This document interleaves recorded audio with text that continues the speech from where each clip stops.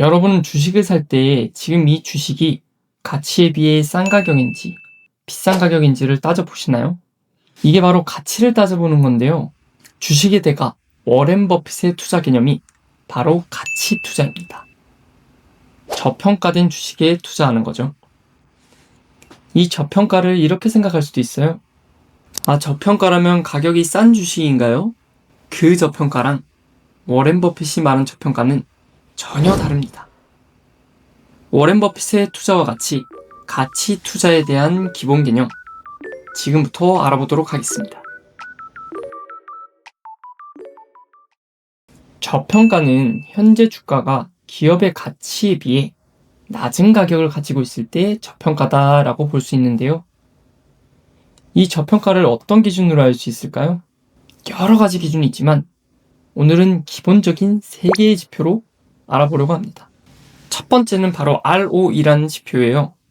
ROE는 쉽게 말해서 기업이 가지고 있는 돈으로 얼마나 효율적으로 이득을 받나라는 거예요.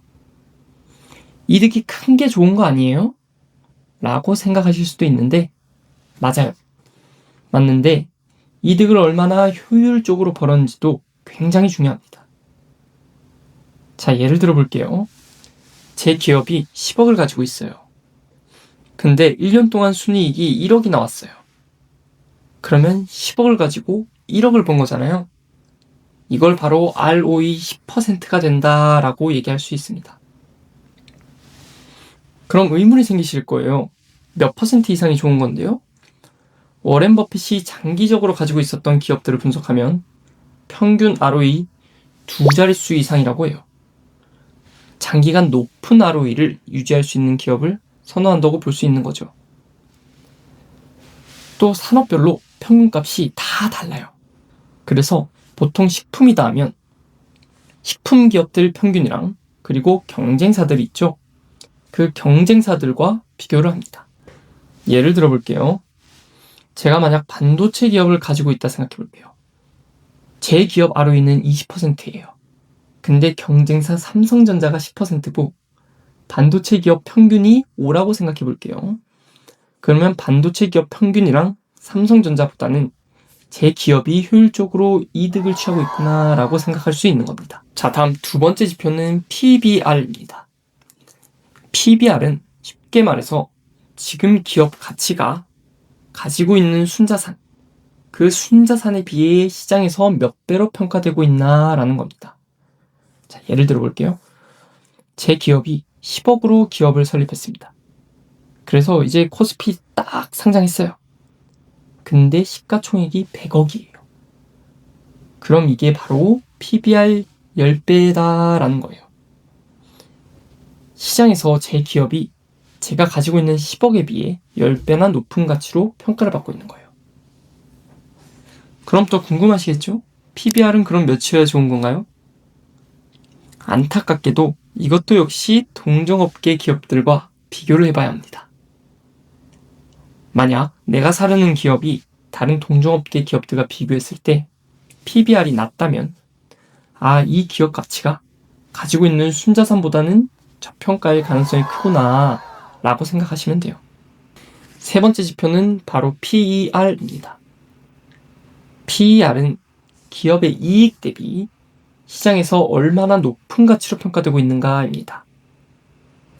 아까 PBR은 순자산 기준인데 PER은 기업의 이익의 기준이에요. 자, 이것도 예를 한번 들어보면 제 기업이 만약 1년간 순이익이 1억이에요. 근데 시가총액이 10억이에요. 이러면 PER은 10배인 겁니다. 제 기업 1년 순이익의 10배 높게 평가된다는 거예요. 자, 그럼 PER이 낮아야 저평가 아니에요? 라고 물어볼 수도 있겠죠? 근데 이게 맞는 말일 수도 있고 아닌 말일 수도 있어요. 보통 PER이 높으면 고평가 영역, 낮으면 저평가 영역에 있을 가능성이 커요. 그런데 PER은 실적에 따라 높아지거나 낮아질 수가 있습니다.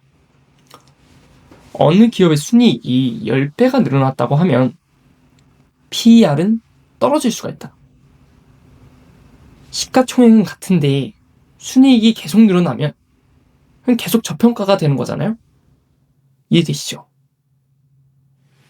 보통 성장주라면 삼성전자, SK하이닉스, 애플, 테슬라 이런 기업들은 매년 실적이 큰 폭으로 증가할 때가 많아요.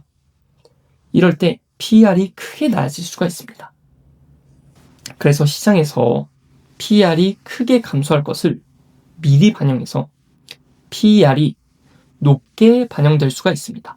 그래서 성장주들은 성장 기대치가 높아서 PER 예상이 힘들어요. 근데 이제 반대로 배당주, 많은 분들이 좋아하는 배당주는 PER을 활용해서 저평가 여부를 쉽게 알아볼 수 있습니다.